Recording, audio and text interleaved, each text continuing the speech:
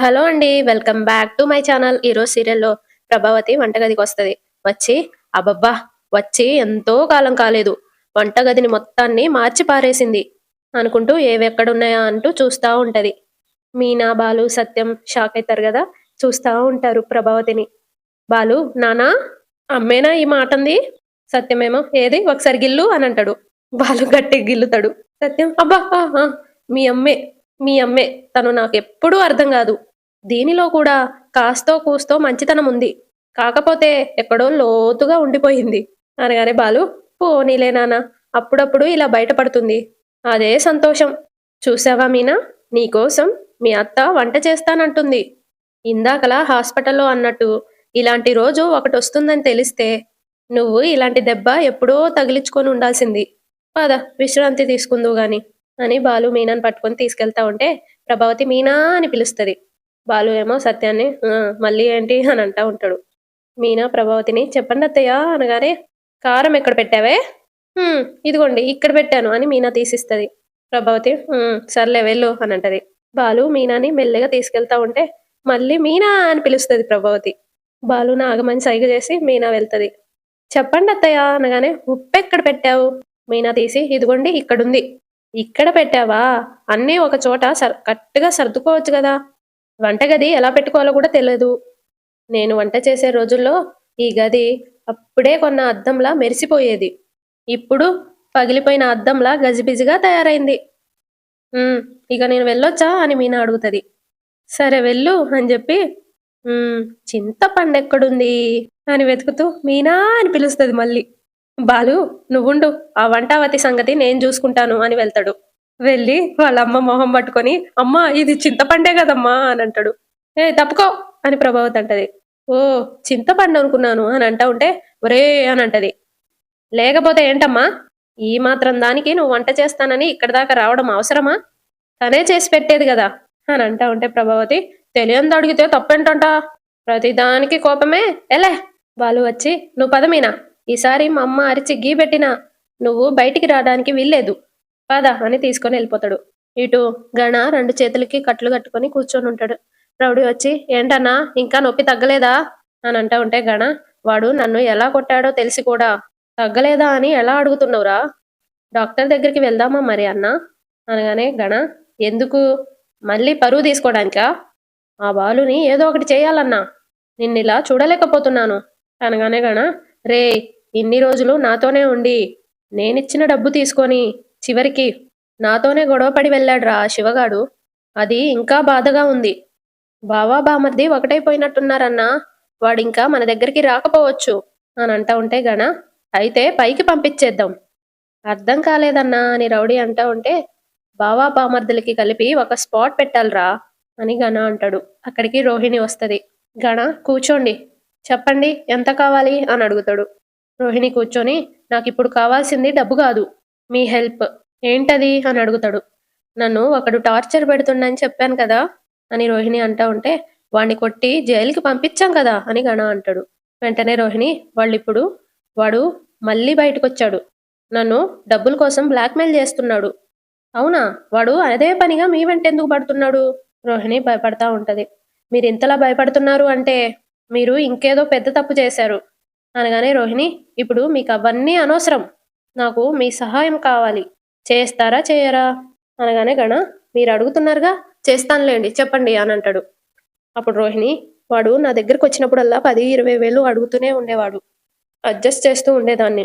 కానీ ఇప్పుడు లక్షల్లో అడిగాడు. కానీ నా దగ్గర ఇప్పుడంత డబ్బు లేదు. వాడు ఇంకెప్పుడు నా వైపుకి రాకూడదు. మీరు ఏదో ఒకటి చేయండి. మీరు నాకు ఈ హెల్ప్ చేస్తే చాలు. మీకు ఎంత డబ్బులు కావాలన్నా నేనిస్తాను" అని అంటా ఉంటే గణ, "నాకు డబ్బులేం అక్కర్లేదండి. మీకోసం ఈ మాత్రం చేయలేనా? వాడు మీ వైపుకి రాకుండా చేయాలి. అంతే గదా! చేసేద్దాం" అనగానే రోహిణి హ్యాపీగా ఫీల్ అయితది. "గణ మీరు కూడా నాకు ఒక చిన్న పని చేసి పెట్టాలి." "ఏంటది?" అని రోహిణి అడుగుతది. "బాలు మీ మరిదే గదా!" "ఆ! అవును. మీకెలా తెలుసు?" అనగానే గణ, "నాకన్నీ తెలుసు" అని అంటాడు. "నేనేం చేయాలో చెప్పు" అని రోహిణి అంటా ఉంటే, "ఇంతకు ముందు మీ అత్తయ్య గారు రోడ్డు మీద ఎళ్తున్నప్పుడు ఎవరో డబ్బులు కొట్టేశారని పోలీస్ కంప్లెయింట్ ఇచ్చారు." అనగానే రోహిణి, "ఆ! అవును. దారిలో ఎవరో దొంగతనం చేశారని చెప్పారు అనగానే గణ ఆ దొంగతనం చేసింది ఎవరో కాదు మీనా వాళ్ళ తమ్ముడు శివ అని అంటాడు. రోహిణి షాక్ అవుతుంది. శివానా అని అంటది. అవును, వాడు మీ ఇంటికి వచ్చినప్పుడు మీ అత్తయ్య వాడి మీద దొంగ అని ముద్ర వేసిందంట. దానికి రివెంజ్ తీర్చుకోవడానికే వాడు ఆ దొంగతనం చేశాడు. బాలుకి ఆ విషయం తెలిసి ఆ కోపంతోనే శివగాడి చెయ్యి విరిచేశాడు అని అంటాడు. అప్పుడు రోహిణి, ఓకే, ఇప్పుడు నాకన్నీ అర్థమవుతున్నాయి. అందుకే శివ మీద బాలు అంత కోపంగా ఉన్నాడా? అవును అని గణ అంటాడు. హ, ఓకే, ఇప్పుడు ఈ విషయంలో నేను మీకు ఏం హెల్ప్ చేయాలి అని అడుగుతుంది.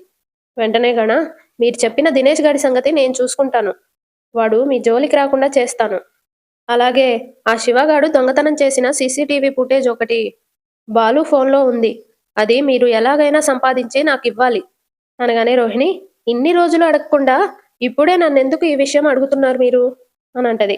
అప్పుడు గణ, మీరు మీ పర్సనల్ విషయం ఏదో నా దగ్గర దాస్తున్నారు కదా, అది నేను అడగకుండా ఉండాలంటే మీరు దీని గురించి నన్ను అడగొద్దు అనగానే రోహిణి, సరే, ముందు మీరు ఆ దినేష్ గాడి సంగతి చూడండి, మీరు వెళ్ళండి, నేను చూసుకుంటాను అని గణ అంటాడు. సరే అని చెప్పి రోహిణి అక్కడి నుండి వెళ్ళిపోతుంది.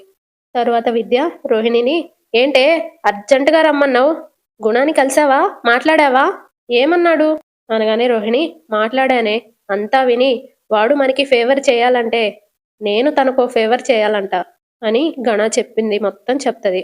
అది విని విద్య, ఏం మాట్లాడుతున్నావే, నాకేం అర్థం కావడం లేదు, బాలు ఇన్నాళ్ళు ఈ విషయాన్ని ఎలా దాచిపెట్టాడు అని అంటా ఉంటే రోహిణి, ఇందులో అర్థం కాకపోవడానికేముంది, తన బామర్ది కదా, విషయం బయటకొస్తే ఇంట్లో తన పరువు పోతుంది.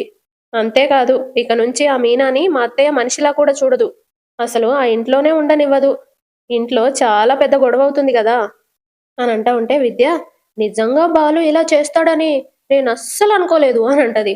వెంటనే రోహిణి, నువ్వనుకోవే, ఎందుకంటే నీకు వాళ్ళిద్దరి మీద గుడ్ ఇంప్రెషన్ ఉంది కదా, బాలు మీనా వాళ్ళు చాలా మంచివాళ్ళు, నువ్వే వాళ్ళని అర్థం చేసుకోవట్లేదు అని నన్నే అంటూ ఉంటావు కదా, ఇప్పటికైనా అర్థమైందా అని అంటది. విద్య, అర్థమవుతున్నట్టే ఉందే, వాళ్ళ సంగతి సరే వదిలేయ్, నువ్వేం చేద్దాం అనుకుంటున్నావు అనగానే రోహిణి, చేసేదేముంది, నా సమస్య నుండి నేను బయటపడాలి అంటే గుణ నాకు హెల్ప్ చేయాలి, గుణ నాకు హెల్ప్ చేయాలంటే గుణ చెప్పింది నేను చేయాలి, అలా చేస్తేనే ఆ దినేష్ గాడి గోలతో పాటు బాలు గోళ కూడా ఇంట్లో తగ్గుతుంది అని అంటా ఉంటే విద్య, అది కాదే, మళ్ళీ నువ్వెందుకో తప్పుగా ఆలోచిస్తున్నావు అనిపిస్తుంది, నువ్వు గమనించావా, బాలు అయిన వాళ్ళ కోసం ఎంత దూరమైనా వెళ్తాడు, ఇప్పుడు తన బామర్ది విషయాన్నే చూడు ఎలా దాచిపెట్టాడో, అలాగే నువ్వు కూడా నీ గతాన్ని బాలుతో చెప్తే అర్థం చేసుకుంటాడేమో, ఖచ్చితంగా నీకు సహాయం చేస్తాడేమో అనిపిస్తుంది అనగానే రోహిణి, పిచ్చా నీకు, బాలు గురించి తెలిసి కూడా అలా ఎలా మాట్లాడుతున్నావు, మనోజ్ని ఇప్పటికే లక్షలు మింగినోడా అని ఏడ్పిస్తూ ఉంటాడు, వాళ్ళ తమ్ముడు రవిని కూడా లేచిపోయినోడా అని అంటూ ఉంటాడు, మన సీక్రెట్లు అతనికి తెలిసాయి అంటే పులి నోట్లో తలపెట్టినట్టే, ఇక వెనక్కి లాక్కోలేం, ఇప్పటికీ నేనేదో దాస్తున్నానని బాలుకి ఎప్పటి నుండో అనుమానంగా ఉంది, నేనెప్పుడు దొరుకుతానా అని ఎదురుచూస్తూ ఉన్నాడు, అసలు బాలుకి ఆ ఛాన్సే ఇవ్వకూడదు, ఎలాగైనా సరే శివ వీడియోని బయటపెట్టి వాడి నిజస్వరూపం ఏంటో అందరికీ తెలిసేలా చేస్తాను అనగానే విద్య, అయితే నువ్విప్పుడు బాలు ఫోన్లో ఉన్న వీడియోని ఎలాగైనా సంపాదించాలి, సంపాదిస్తాను, లేదంటే ఆ దినేష్ గాడు నన్ను టార్చర్ పెట్టి చంపేలా ఉన్నాడు అని అంటూ ఉంటది. నైట్ మీనా పడుకోని ఉంటది. అక్కడికి రవి ఇంకా శృతి వస్తారు. బాలు కూడా అప్పుడే వస్తాడు. అయ్యయ్యో, వదినికి ఏమైంది అని రవి అంటా ఉంటే మీనాకేమైంది అని శృతి అడుగుతుంది. బాలు, చెప్పిన మాట వినకపోతే ఏమవుతుంది అని అంటా ఉంటే శృతి, చెప్పిన మాట వినకపోతే కొడతావా, కొట్టేంత తప్పు వదినేం చేసింది, నువ్వు మనిషివా మనోజ్ గాడివా, కడుపుకి అన్నం తింటున్నావా, అమ్మతో వండించుకొని తింటున్నావా అని రవి అంటా ఉంటే దిస్ ఇస్ టూ మచ్ అని శృతి అంటది. టూ మచ్ ఏంటి శృతి, 20 మచ్, రాను రాను నువ్వు అమ్మలా తయారవుతున్నావేంటి అనగానే బాలు, ఏహే ఆపండి, పూర్తిగా చెప్పకముందే నన్ను మనోజ్ని అమ్మని చేసేశారు, రవి అంటే సగమే చెప్పావా అని అడుగుతాడు. అవును, స్పీడ్గా వెళ్ళొద్దని చెప్తే వెళ్ళింది, బండి దేనికో తగిలి కింద పడింది, తలకి దెబ్బ తగిలింది, ఇది జరిగింది.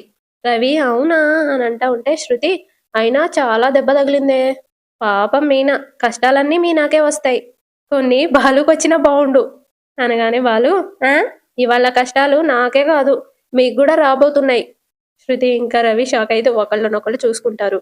రవి, మాకేం కష్టాలు రాబోతున్నాయి అని అంటా ఉంటే బాలు నవ్వుతూ అమ్మ వంట చేసింది అని అంటాడు. రవి ఇంకా శృతి ఏడుపు మొహం పెట్టి ఒకళ్ళనొకళ్ళు చూసుకుంటారు.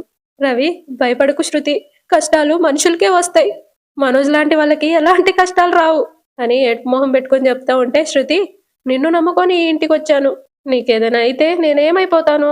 పద రవి, మనం రెస్టారెంట్కి వెళ్ళి తినేసొద్దాం అని ఇద్దరు కలిసి వెళ్తా ఉంటే బాలు, ఆగండి, ఎక్కడికి వెళ్ళేది? మర్యాదగా లోపలికి నడవండి, లేదంటే అమ్మని పిలిచి మీ వంటకి భయపడి పారిపోతున్నారని చెప్పేస్తాను అనగానే రవి, ఎంతుందా నీ కడుపులో, ఇదేం శాడిజం అన్నయ్య అని అంటా ఉంటే శృతి, అయినా నా స్టోరీలో క్యారెక్టర్ ప్రకారం గయ్యాలి గంగావతి కోడలి తలకి దెబ్బ తగిలినా చేతికేం కాలేదు కదా, వంట చేయి అని అడుగుతుందే అనగానే రవి, మా అమ్మ కూడా అనే ఉంటుంది, వదినని రెస్ట్ తీసుకొని వెళ్దాం పదా అని చెప్పి రూమ్కి వెళ్ళిపోతారు. బాలు వంటగదికి వెళ్ళి జావ చేసుకొని గ్లాస్లో పోసుకొచ్చి, మీనా, మీనా, లే మీనా, లే అనగానే మీనా లేస్తుంది. ఈ జావ తాగు అని అంటూ ఉంటే మీనా, ఎవరు మీరు అని అడుగుతుంది. బాలు షాక్ అయి చూస్తా ఉంటాడు. మీరెవరు అనగానే ఏంటి అని అంటాడు. నేనెవరు? బాలు కంగారు పడుతూ, నేనెవరేంటి, ఏం వెతుకుతున్నావు అనగానే మీనా ఇటు అటు వెతుక్కుంటూ, పేరు, ఏం పేరు అని బాలు అంటా ఉంటే, నా పేరు ఇక్కడే ఎక్కడో పెట్టాను, మీరు కానీ తీశారా అనగానే బాలు ఏడుపు మొహం పెట్టుకొని, వామ్మో, తలకి దెబ్బ తగిలితే గతాన్ని మర్చిపోయావా మీనా?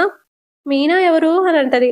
నువ్వే, నా పేరు దొరికిందా, ఎక్కడ దొరికింది అని అంటా ఉంటే బాలు లేచి, ఓరి నాయనో, నేనిప్పుడు ఎవరికి చెప్పుకోవాలిరా దేవుడా, ఏం చెయ్యాలి, మీనా, నా మీనా, మీనా అని పట్టుకోబోతే, ఏ మీరెవరు, ఎందుకు ఇలా ఎగబడుతున్నారు? నేను ఎవరా, అయ్యయ్యో, నన్ను గుర్తుపట్టడం లేదే, నేను బాలుని, ముళ్ళ కంపని నీ మొగుణ్ణి. మీనా "ఆ" అనగానే, నువ్వు పూలగంపవి, నా పెళ్ళానివి అని కంగారు పడుతూ అంటా ఉంటే మీనా నవ్వుతది. నాకు తెలుసు గాని టాబ్లెట్ ఇవ్వండి అని అంటది.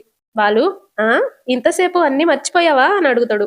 వెంటనే మీనా, ఏమీ మర్చిపోలేదు, నేనిలా గతం మర్చిపోతే మీరేం చేస్తారో చూద్దాం అనుకున్నాను అనగానే బాలు, "హ్మ్, ఏం చేసేవాణ్ణి, గతం గుర్తున్న ఇంకొక అమ్మాయిని పెళ్లి చేసుకునేవాణ్ణి అని అంటాడు. అప్పుడు మీనా, హా, చేసుకోండి చేసుకోండి, నేను కాబట్టి అన్ని మర్చిపోయి పని చేస్తున్నాను అని అంటా ఉంటే బాలు, కాసేపు కంగారు పెట్టావు కదా రాక్షసి పూలగంప అనగానే మీనా, టాబ్లెట్స్ ఇస్తారా ముళ్ళకంప అని అడుగుతుంది. బాలు టాబ్లెట్స్ ఇస్తాడు. టాబ్లెట్స్ వేసుకుంటది. తర్వాత ఈ జావు కూడా తాగు అని ఇస్తాడు. తర్వాత తాగుతాను అని అంటా ఉంటే, నీరసంగా ఉందా, మీ అమ్మ చెప్పకపోతే నేను అక్కడికి రాకపోతే నువ్వేమైపోయి ఉండేదానివి, ఇంత చేసినా మీ తమ్ముడు మారతాడని నాకు నమ్మకం లేదు అనగానే మీనా, లేదు, వాడు నాకు మాటిచ్చాడు, ఇంకెప్పుడు గుణ దగ్గర పనిచేయడానికి వెళ్ళనని చెప్పాడు, ఏమో నాకు నమ్మకం లేదు, హాస్పిటల్లో నన్నెంత కోపంగా చూశాడో తెలుసా, వాడికి నా అంతరాత్మకు ఉన్నంత బలుపుంది. మీనా ఏంటి అని అంటది. ఏం లేదులే, నిద్రపోతున్న సింహాన్ని కాలుతో తన్ని లేపకూడదు అనగానే మీనా, ఇప్పుడు మీకేమైంది, ఏదేదో మాట్లాడుతున్నారు అని అంటది. అప్పుడు బాలు మీనా కొంగు పట్టుకొని, నీకొకటి చెప్పాలి అని అంటాడు. ఏం చెప్పాలి అని అడుగుతుంది. ఒకటి అని అంటాడు. మీనా, ఆ ఒకటి ఏంటి అని అడుగుతుంది. అంటే రెండు కాదు అని అంటాడు. అదే ఏంటి, సారీ అని అంటాడు. ఏంటి అనగానే సారీ అని అంటాడు. ఎందుకు అని అడుగుతుంది. రాజేష్ విషయంలో నువ్వు చెప్పింది విననందుకు అని అంటా ఉంటే మీనా, అప్పుడు జరిగిన దానికి ఇప్పుడు సారీ చెప్తున్నారా, అప్పటి నుండే చెప్పాలనుకున్నాను మీనా, కానీ చెప్పలేకపోయాను అనగానే మీనా, మీరు సారీ చెప్పడమే వింతగా ఉంది అని అంటది. అదొదిలే, ఇప్పుడు నీకెలా ఉంది, తలనొప్పిగా ఉందండి. వెంటనే బాలు, తలకి దెబ్బ తగిలితే కాలు నొప్పిగా ఉంటుందా అని అంటా ఉంటే మీనా, ఒక్క పూట ఉంటుందేమో, తగ్గిపోతుందిలేండి, ఈ జావ తాగు అని ఇస్తాడు. మీనా తాగుతుంది. నువ్వు ప్రశాంతంగా నిద్రపోవు అని అంటాడు. మీనా పడుకుంటది. మీనా పడుకోగానే మీనాను చూస్తూ బాలు, మనకి ఎవరి మీదైనా ప్రేమ ఉందో లేదో ఇలాంటప్పుడే తెలుస్తుంది, నీ మీద నాకు ఎంత ప్రేమ ఉందో ఇవాళ్లే తెలిసింది అని అంటా ఉంటే మీనా బాలు చేయని పట్టుకొని అలా నిద్రపోతుంది. ఇటు సంజయ్ ఇంకా వాళ్ళ నాన్న ఇంకొక అతను ముగ్గురు నవ్వుతా ఉంటారు. సంజయ్ వాళ్ళ నాన్న, రాజుగారు, మీరు మా ఇంటికి చుట్టం చూపుగా వచ్చినా మీడియా వాళ్ళు దీన్ని ఇంకొకలాగా రాస్తారు అనగానే అతను, తప్పదు కదా, మర్యాదపూర్వకంగా కలవడానికి వచ్చినా మన వాళ్ళకి నచ్చదు, రాజకీయంలో వాళ్ళు ఏం చేసినా ఆ కోణంలోనే చూస్తారు, సరే, ఇంతకీ నేనొచ్చిన విషయం ఏంటో చెప్తాను, నాకు మనవడు పుట్టాడు అనగానే సంజయ్ వాళ్ళ నాన్న, ఓ, కంగ్రాచులేషన్స్ రాజుగారు అని అంటాడు. అప్పుడు అతను, వాడి బారసాల ఇంకో 4 రోజుల్లో జరిపించాలి అనుకుంటున్నాం. ఆ ఫంక్షన్‌కే పిలవడానికి వచ్చాను అని అంటా ఉంటే సంజయ్ వాళ్ళ నాన్న, తప్పకుండా. మేం లేకుండా మీ ఇంట్లో ఫంక్షన్‌లు ఎలా జరుగుతాయండి? అక్కడికి మౌనిక కాఫీలు తీసుకొనొస్తది. కాఫీ తీసుకోండి సార్ అని అంటది. అప్పుడు అతను కాఫీ తీసుకొని, మీ కోడలే కదా! అమ్మాయి చక్కగా ఉంది. పద్ధతి తెలిసిన అమ్మాయి అనుకుంటా అని అంటా ఉంటే మౌనిక, కాఫీ తీసుకోండి మావయ్య అని వాళ్ళ మావయ్యకి ఇస్తుంది, సంజయ్కి ఇస్తుంది. వాళ్ళు తాగుతా ఉంటే అతను, మరి మా నీలకంఠం గారికి వారసుల్ని మీరెప్పుడు ఇస్తారు అని అడుగుతాడు. సంజయ్ కాఫీ తాగుతూ తాగుతూ ఒకేసారి దగ్గుతా ఉంటాడు. వెంటనే అతను, ఏంటి సంజు, వారసుడి గురించి అడిగితే పొలమారింది అనగానే సంజయ్ నవ్వుతూ, ఏం లేదు అంకుల్, ఇంకా ప్లానింగ్ చేసుకోలేదు. సర్లే అయితే మరి నేను బయలుదేరుతాను. మీరందరూ కుటుంబ సమేతంగా ఫంక్షన్కి రావాలి అని చెప్పి వెళ్ళిపోతాడు. అతను వెళ్ళిపోయిన తర్వాత సంజయ్, ఏంటి నాన్న, ఏం ఆలోచిస్తున్నావు? ఇంకొక కాఫీ ఏమైనా కావాలా అని అంటా ఉంటే వాళ్ళ అమ్మ కూడా వచ్చి చాటుగా వీళ్ళ మాటలు వింటా ఉంటది. వాళ్ళ నాన్న, అక్కర్లేదులే గాని, అవును, మీకు పెళ్ళై ఇన్నాళ్ళు అవుతున్నా మీకు ఇంకా పిల్లలు పుట్టలేదేంట్రా? ఇద్దరికి ఏమైనా సమస్య అనగానే సంజయ్, అలా అడుగుతున్నావేంటి నానా అని అంటాడు. అక్కడికి వాళ్ళ అమ్మొచ్చి, తనదేం సమస్య లేదు, అంతా వీడిలోనే ఉంది. కట్టుకున్న పెళ్ళాన్ని ఎప్పుడైనా పెళ్ళంలా చూస్తేనే కదా. అయినా మీకేమీ తెలియనట్టు అలా అడుగుతారేంటండి? ఎప్పుడు చూసినా తాగి ఇంటికొచ్చి పెళ్ళాన్ని తిట్టో భయపెట్టో ఏ సంబంధం లేనట్టుంటే ఎప్పటికీ పిల్లలు పుట్టరు అనగానే సంజయ్ లేచి, నేను తనతో కాపురం చేస్తున్నానో లేదో అన్న విషయం నీకు తెలుసా అనగానే వాళ్ళమ్మ, ఏమో నీకే తెలియాలి అని అంటది. ఏ, నువ్వు లోపలికెళ్ళు అని వాళ్ళ నాన్న అంటాడు. వెళ్ళిపోతుంది. సంజయ్, నానా, అయినా నీకు ఇప్పుడు పిల్లలు ఎందుకు గుర్తొచ్చారు? సడన్ గా అలా అడుగుతున్నారేంటి అనగానే వాళ్ళ నాన్న, ఒరేయ్, నీ పెళ్ళాన్ని ఈ ఇంట్లో నుండి శాశ్వతంగా ఎల్లగొట్టే ఐడియా ఒకటొచ్చింది. తనకి ఇంకా పిల్లలు పుట్టట్లేదు అనే నెపంతో ఈ ఇంట్లో నుండి గెంటేసి, ఆ తర్వాత నేను అనుకున్న సంబంధం నీకు ఇచ్చి చేస్తాను. మనకి వేల కోట్ల ఆస్తి కలిసొస్తుంది. నీ పగ తీరుతుంది, నా ఆశయం నెరవేరుతుంది అనగానే సంజయ్, ఈ కారణంతో వదిలించుకుంటే మనల్ని ఎవరూ ఏమీ అనలేరు కదా అని అడుగుతాడు. వాళ్ళ నాన్న, "హ్మ్, ఖచ్చితంగా అనలేరు" అని అంటా ఉంటే సంజయ్, కానీ తనకి పిల్లలు పుట్టరని మనమెలా నిరూపించగలం అనగానే వాళ్ళ నాన్న, ఆ సంగతి నాకొదిలేయ్, నేను చూసుకుంటాను కదా, నువ్వు నేను చెప్పినట్టు చేయి అని ఒక ఐడియా చెప్తాడనమాట. అదంతా విని నవ్వుతూ, అలాగే నాన్న అని అంటాడు. ఇటు మీనా బెడ్ మీద కూర్చొని బట్టలు మడత పెడుతూ ఉంటది. బాలు ఏమో తెచ్చి, ఇదిగో మీనా అని ఇస్తా ఉంటాడు. అక్కడికి రవి, శృతి వస్తాడు. సత్యం కూడా అక్కడే ఉంటాడు. రవి, అన్నయ్య, వదిన తలకి దెబ్బ తగిలింది కదా, తనతో పనులు చేస్తున్నారేంటి అనగానే బాలు, నేను చేయించానా, తనే చేస్తుంది అని అంటాడు. శృతి, స్కానింగ్ చేయించారా అని అడుగుతా ఉంటే బాలు, ఎందుకు చేయించలేదు? చేయించాను, పుర్రెలో ఏమీ లేదన్నారు, మెదడు లేదన్నారు. రవి ఇంకా శృతి అనుకుంటూ ఒకళ్ళనొకళ్ళు చూసుకుంటా ఉంటారు. మీనా ఏమన్నారు అని అంటది. బాలు, అదే, ఏ సమస్య లేదన్నారు అని అంటా ఉంటే సత్యం, రే, నువ్వు మాటి మాటికి పిలిచి ఏ పని చెప్పకపోతే చాలు అని అంటాడు. శృతి ఏమో, నేనేదైనా హెల్ప్ చేయాలంటే చెప్పు, చేస్తాను మీనా అని అంటది. బాలు, పూలు అమ్మేసి రావాలి అని అంటాడు. శృతి, అలాగే, ఎక్కడిచ్చేసి రావాలి అని అడుగుతుంది. మీనా నవ్వుతూ, అబ్బా మీరు ఊరుకోండి, ఊరికే అంటున్నారులే శృతి అనగానే శృతి, ఏమైనా కావాలంటే మమ్మల్ని అడుగు మీనా, టాబ్లెట్స్ వేసుకున్నావా వదినా అని రవి అడుగుతాడు. వేసుకున్నాను రవి అని మీనా అంటది. సత్యం ప్రభావతిని చూసి, రే, మీ అమ్మ వస్తుందిరా అనగానే వాళ్ళు, పులిలా వస్తుంది పూలావతి, అందరం కలిసి మాట్లాడుకోవడం చూస్తే కళ్ళల్లో నిప్పులు పోసుకుంటది, ఈర్షావతి, అసూయావతి, గయ్యాలి గంపావతి, డ్రామాలు స్టార్ట్ చేయండి రా అని అంటాడు. శృతి ఇంకా రవి డ్రామా స్టార్ట్ చేస్తాడు. శృతి, అయినా తలకి దెబ్బ తగిలితే పని చేయకూడదు అనే రూల్ ఏమైనా ఉందా అనగానే రవి, ముందు ఈ అన్నయ్యే పని చేయనివ్వడం లేదు అని అంటా ఉంటే బాలు, ఒరే అని అంటా ఉంటాడు. ప్రభావతి, ఏం కావాలి మీకు అని అడుగుతుంది. వెంటనే శృతి, కాఫీ అడిగితే తలకి దెబ్బ తగిలింది అని అంటున్నారు. రవి, నేను అడిగినా అదే మాట చెప్తున్నారు అని అంటాడు. ప్రభావతి, మరీ కనబడుతూనే ఉంది కదా, అందుకే ఇవాళ నేను వంట చేశాను. అప్పుడే రోహిణి కూడా వచ్చేస్తుంది. మీరు వంట చేశారా అని అంటది. బాలు నవ్వుతూ, ఏ, మీ ఆయన్ని బయటే తినేసి రమ్మంటావా పార్లర్ అమ్మా అనగానే రోహిణి, లేదు లేదు, ఇందాకలే ఇద్దరం బయట డిన్నర్ చేద్దామని ప్లాన్ వేసుకున్నాం అని అంటా ఉంటే రవి, మేం కూడా మా రెస్టారెంట్లో తిందామని ప్లాన్ వేసుకున్నాం అని అంటాడు. అప్పుడు బాలు, అంటే బలయ్యేది మేమేనా? ప్రభాతి కోపంగా, ఏంటి అని అంటది. బాలు, ఏమీ లేదు, మిగిలేది మేమేనా అని అంటాడు. రోహిణి మీనాను చూసి ఏమైంది మీనా అనగానే సత్యం స్కూటీ మీద నుండి పడిందంటమ్మా అని అంటాడు. వెంటనే ప్రభావతి మనకు చూపించడానికే పెద్ద కట్టు కట్టాడు వీడు అనగానే మీనా మీరేం పని చెప్పినా చేస్తాను అత్తయ్య ఏం కావాలో చెప్పండి అని అంటది. బాలు నువ్వు ఖాళీగా కూర్చోవడం నచ్చలేదంతే. ఏ ఇంకా ఇద్దరు కోడళ్ళు ఉన్నారు కదా అని అంటా ఉంటే రవి మా శృతి చాలా రిచ్ హౌస్ నుండి వచ్చింది, తనకి ఇలాంటి పనులు రావు అనగానే బాలు తినడం మాత్రం వచ్చా అని అంటాడు. వెంటనే రోహిణి నేను మాత్రం బస్తీ నుండి వచ్చానా, నేను రిచ్ హౌస్ నుండే వచ్చాను అని అంటా ఉంటే బాలు ఒక్కరోజు మీనా రెస్ట్ తీసుకుంటే ఇంట్లో పరిస్థితి ఎలా ఉంటుందో అర్థమైందా అత్తావతి అని అంటా ఉంటే రోహిణి నేను గుడికి వెళ్ళాను అత్తయ్య, ప్రసాదం తీసుకోండి అని ప్రభావతికి ఇస్తుంది. బాలు దేవుడు ఉన్నాడా గుళ్ళో అని అడుగుతాడు. ప్రభావతి అదేం ప్రశ్న అనగానే బాలు ఓ మనోజ్ గడు రాలేదా, వాడెళ్తే గుడిలో ఉన్న లింగాన్ని మింగేసే రకం కదా అని అంటాడు. రోహిణి అత్తయ్య గుడిలో ఒక స్వామీజీని కలిశాను, నాకిప్పుడు అన్ని విధాలుగా కలిసొస్తుందంట, మీకు కూడా బానే ఉందంట, మీరు బాగుంటేనే కదా ఈ ఇల్లు బాగుండేది అనగానే ప్రభావతి నవ్వుతూ నిజమే కదా అని అంటది. బాలు షో షో షో అని కొడతా ఉంటే ప్రభావతి ఏం చేస్తున్నావు అని అడుగుతుంది.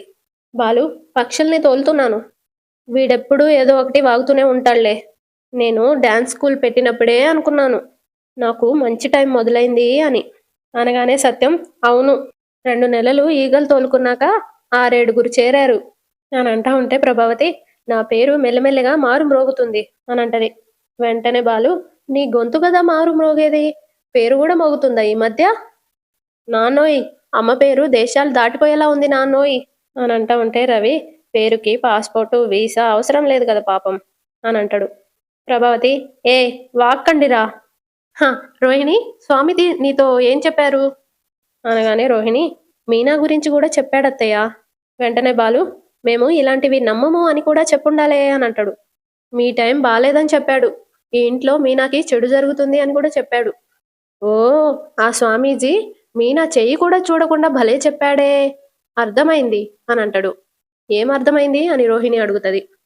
నీలాంటి తోడికోడలు ఉన్న ఇంట్లో ఇంకొక తోటికోడలు టైం అస్సలు బాగుండదని చెప్పాడా అనగానే రోహిణి నువ్వు నన్ను ఎగతాళి చేస్తున్నావని బాగా అర్థమైంది బాలు, కానీ స్వామీజీ నా గురించి మనోజ్ గురించి అన్నీ సరిగ్గా చెప్పాడు అని అంటా ఉంటే బాలు ఏంటి నువ్వు పార్లర్ ఎవరికో ఇచ్చేసినట్టు, మనోజ్ గాడు నగలు మింగేసినట్టు ఇవన్నీ కూడా చెప్పాడా, మర్చిపోయాను మీ నాన్న జైలు నుండి ఎప్పుడొస్తాడో చెప్పాడా అనగానే శృతి అయినా ఈ జనరేషన్లో కూడా ఇలాంటివి నమ్ముతారా అని అంటది. తర్వాత ప్రభావతి వంటలన్నీ డైనింగ్ టేబుల్ దగ్గర సర్దుతూ ఇవాళ నా చేతి వంట అందరూ తిని ఇన్నాళ్ళు మీనా చేతి వంట ఎలా తిన్నామా అని బాధపడతారు అనుకుంటూ అందరినీ చూస్తూ ఉంటది ఎప్పుడొస్తారా అని. అందరూ రావాలి, నా చేతి వంట రుచి చూడాలి అని అంటా ఉంటే ఎవ్వరు రారు. ప్రభావతి తనలో తాను కొంపదీసి నా చేతి వంటకి భయపడి ఇంట్లో నుండి అందరూ పారిపోయారా అనుకుంటూ మిమ్మల్నే మనోజ్ రోహిణి బాలు నీనా రవి శృతి ఏమండి మీరు కూడా అందరూ రావాలి, భోజనాలు రెడీ, ఎవ్వరూ రారు. అయ్యో ఈ బాలుగాడు అందరినీ బెదరగొట్టుంటాడు, ఏం చేయాలి అనుకుంటూ ప్లేట్ తీసుకొని కంటితో కొడతా ఉంటది. సౌండ్ విని అందరు మెల్లగా వస్తా ఉంటారు. బాలు మీనా కాసేపు అయ్యాక మేము పైకి రాకపోతే నువ్వు కిందకి రా, ఇంకా ఆలస్యం చేస్తే మేము ఏకంగా పైకే పోతామేమో, నువ్వు కిందకొచ్చినా లాభం ఉండదేమో అని అంటా ఉంటే ప్రభావతి అరే అదే వద్దనేది నోరు మూసుకొని రా. బాలు భయపడుతూ నానా గంట కొట్టిందంట గంటావతి, వంట చేసిందంట వంటావతి, రా నానా ఎవరు ఎంత స్ట్రాంగో చూసుకుందాం, ఎవరి అదృష్టం ఎలా ఉందో పరిష్కరించుకుందాం అనగానే ప్రభావతి ఒరే నేను ఆయన భార్యని, నా వంట ఆయనకేం కొత్తేం కాదు, రండి, బెదరగొట్టింది చాలే గాని రండి అనగానే వాళ్ళు వస్తారు. రండి రండి కూర్చోండి అని అంటది. కూర్చుంటారు. మనోజ్ అవును మన ఇంట్లో ఈరోజు వంట మనిషి లీవ్ పెట్టిందా అని అడుగుతాడు. బాలు అక్కడ కొట్టి రే ఎవర్రా వంట మనిషి అని అడుగుతాడు. అదే వంట చేసే మనిషి మీనా అని అంటాడు. బాలు ప్లేట్ తీసుకొని రే అని కొట్టబోతాడు. మనోజ్ నానా చూడు నానా అనగానే సత్యం ఇంటి మనిషిని వంట మనిషి అన్నందుకు తప్పదు అని అంటా ఉంటే ప్రభావతి రే మిగతా వాళ్ళు ఏర్రా అని అడుగుతుంది. బాలు బ్రతికిపోయారు అనగానే ప్రభావతి ఏంటి అని అంటది. వాళ్ళకి బ్రతుకు మీద తీపి ఆశ ఉంది, ఏం చేయమంటావు అని అంటా ఉంటే మీనా కూడా అలాగే భయపడిందా అని అడుగుతుంది. వెంటనే బాలు లేదు తలనొప్పిగా ఉంది, జ్వరం కూడా వచ్చింది, కళ్ళు తిరుగుతున్నాయంట. సత్యమేమో ప్రభా అనగానే ఏంటండి అని అంటది. నాకెందుకో ఆకలి వెయ్యడం లేదు అనగానే ప్రభావతి భలేవారే, నా వంటల గుమగుమల వాసన చూసి ఆకలి తన్నుకొస్తుంది అని వడ్డిస్తా ఉంటే బాలు వాసన చూసుకుంటూ ఎక్కడో ఎలక చచ్చిన వాసన వస్తుందే అని అంటా ఉంటే సత్యం నవ్వి లేదురా, అది మీ అమ్మ వంటల గుమగుమ, ఎలకని ఎందుకేసి వండుతుంది అని అంటాడు. బాలు ఫస్ట్ ఈ లక్ష్యం మింగినోడికి పెట్టు, వాడు మింగిన తర్వాత నేను ట్రై చేస్తా అని అంటాడు. మనోజ్ రే ఎందుకురా నీకు అంత కుళ్ళు, 4 రూపాయలు సంపాదించుకుంటున్నా అని నా మీద ప్రయత్నం చేయమంటావా అనగానే ప్రభావతి ఒరే నువ్వు నా వంట తినే దున్నపోతులా తయారయ్యవురా అని అంటది. అప్పుడు బాలు అంతకుముందు ఏనుగులా ఉన్నాడు, ఇప్పుడు పీనుగులా తయారైతాడేమో అని అంటా ఉంటే ప్రభావతి అందరూ నా వంట అంటే భయపడుతున్నారు, అదే కారం అదే ఉప్పు అదే నూనె అదే నేను, కాబట్టి వంకలు పెట్టకుండా తినండి అని అంటది. వెంటనే బాలు మీనా వంటలకి వంకలు పెట్టిన వంకావతి కూరలు తిని తరించండి అని అంటా ఉంటే రోహిణి ఇందాకల నుండి చూస్తున్నాను, ఇక చాలు బాలు, ఆవిడ మీ అమ్మ, మనందరి కోసం వంట కష్టపడి చేశారు, కాబట్టి వంక పెట్టకుండా తినండి అని వడ్డించుకొని తింటది. ఒక ముద్ద నోట్లో పెట్టుకొని ఏడుపు మొహం పెడతది. సత్యం ఏమా ఎలకల మందులా ఉందా అనగానే రోహిణి అబ్బే లేదు మావయ్య బాగుంది అని అంటది. మనోజ్ పెట్టుకుంటాడు ఒక ముద్ద నోట్లో. బాలు ఇంకా సత్యం కూడా తింటారు. మనోజ్ అమ్మో కడుపులో ఎలకలేవో పరిగెడుతున్నట్టున్నాయి అనగానే ప్రభావతి ఒరే అది ఆకలితోనే లేరా, ఇది గాగ్రా జోలి ఎలా ఉంది అనగానే రోహిణి గాగ్రా జోలినా, అది డ్రెస్ అత్తయ్యా అనగానే ప్రభావతి అదేనమ్మా శనగలతో చేస్తారే అని అంటా ఉంటే రోహిణి అది చోలే కర్రీ అని అంటది. ఆ అదే అని నవ్వుతా ఉంటది ప్రభావతి. సత్యం మరి ఇందులో శనగలు ఎక్కడున్నాయి ప్రభా అని అడుగుతాడు. అది ఎక్కువగా ఉడికి శనగలు కాస్త నుజ్జు నుజ్జు అయిపోయాయండి అని అంటా ఉంటే మనోజ్ అప్పుడు దీన్ని ఆంధ్ర చోలే కర్రీ అనాలమ్మా. అవును షెఫ్ గాడు రవి ఉన్నాడు కదా, వాడి హెల్ప్ తీసుకోవచ్చు కదా. అరే నీకు కారుందా అనగానే బాలు రెడీగా ఉంది. ఏ నీ కారుకేమైంది, చోలే కర్రీ తిని చచ్చిందా మనోజ్ ఏడ్మొహం పెట్టి 2 కార్లు అవసరమయ్యేలా కనిపిస్తున్నాయి రా అని అంటాడు. ప్రభావతి రే ఏంటి తినేటప్పుడు ఏం మాటలరా, ఎలా ఉంది రోహిణి అని నవ్వుతూ అడుగుతుంది. రోహిణి చాలా బాగుంది అత్తయ్య, చిటికెడు కారం ఎక్కువైంది అంతే అని అంటా ఉంటే బాలు చిటికడు మీ మలేషియాలో చిటికడంటే దోసెడా ఇంకెక్కువ పార్లరమ్మా. మనోజేమో అమ్మా ఇదొక విషప్రయోగంలా ఉందమ్మా, నా నాలుక మీద కారం భరతనాట్యం చేస్తుంది, నువ్వు అత్త పోస్ట్లో ఉండి వంట చేయిస్తేనే బాగుంటది కానీ నీకు అస్సలు సెట్ అవ్వదమ్మా, నేను వస్తాను అని లేచి వెళ్తా ఉంటే రే రే రే అని ప్రభావతి అంటది. బాలు కూర్చోబెడతాడు బలవంతంగా. రే లక్షలు మింగావు నగలు మింగావు, ఈ కూరని మింగలేవా, మర్యాదగా మింగిపో, లేదంటే అమ్మ మనసు నచ్చుకుంటుంది అని అంటాడు. ప్రభావతి నవ్వుతూ ఒరే మనోజ్ అన్నీ నీకిష్టమైనవే చేశానురా అనగానే బాలు అవునా అయితే వాడికి పెట్టమ్మా, వాడికి ఇష్టమైనవి ఏవి నాకు మా నాన్నకి ఇష్టం ఉండవు, నానా రా నానా అన్నీ వాడికి ఇష్టమైనయే అంట, మన కోసం ఏమీ చేయలేదు, రా బ్రతికిపోయాం అని అంటా ఉంటే సత్యం కష్టపడి వంట చేసినందుకు 2 ముద్దలు తిన్నాను ప్రభా, మరి ఇంకా నన్ను బలవంతం చేయకు, నీ 5వ తనం సాక్షిగా నాకు చాలు అని అంటా ఉంటే బాలు లేచి అమ్మో మీనా పొరపాటున దిగొస్తుందేమో, రాకుండా ఆపాలి అని ఉరుక్కుంటే వెళ్ళిపోతాడు. సత్యమేమో ఒరే ఒరే ఆగరా నేను వస్తున్నాను అని వెళ్ళిపోతాడు. ప్రభావతి ఏమండి ఏమండి అని వెనకాలే వెళ్తా ఉంటది.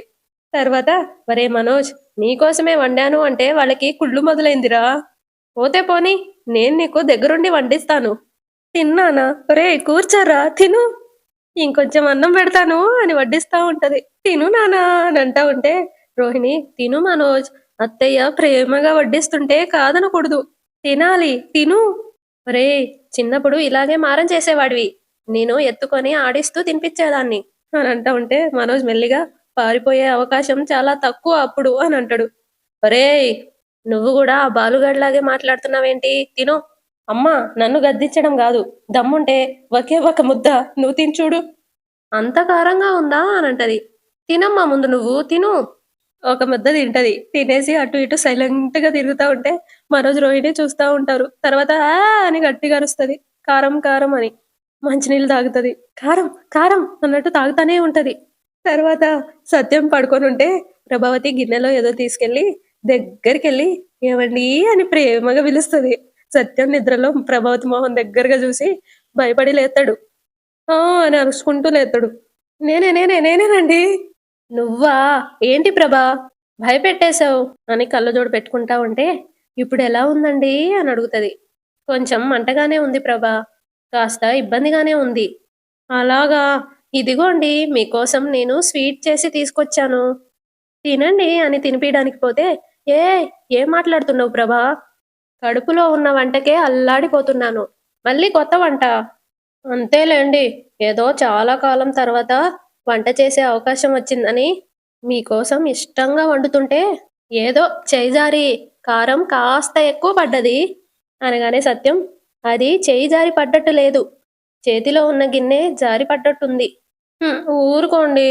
అసలే ఇంట్లో వాళ్ళందరూ నానా మాటలు అన్నారని నేను బాధపడుతుంటే, నన్ను కట్టుకొని నా తప్పుని వెనకేసుకొని రావాల్సిన మీరు కూడా నన్నే అంటున్నారు. ఆ పూలమ్మేది రాకముందు అందరూ నా వంటేగా తిన్నారు. అప్పుడు తప్పలేదు మరి అని సత్యం అంటాడు. హ్మ్?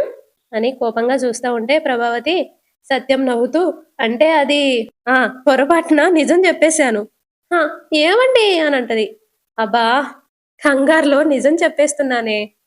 నిజంగా నా వంట అంత చండాలంగా ఉందా? అనగానే సత్యం, అదేం లేదు.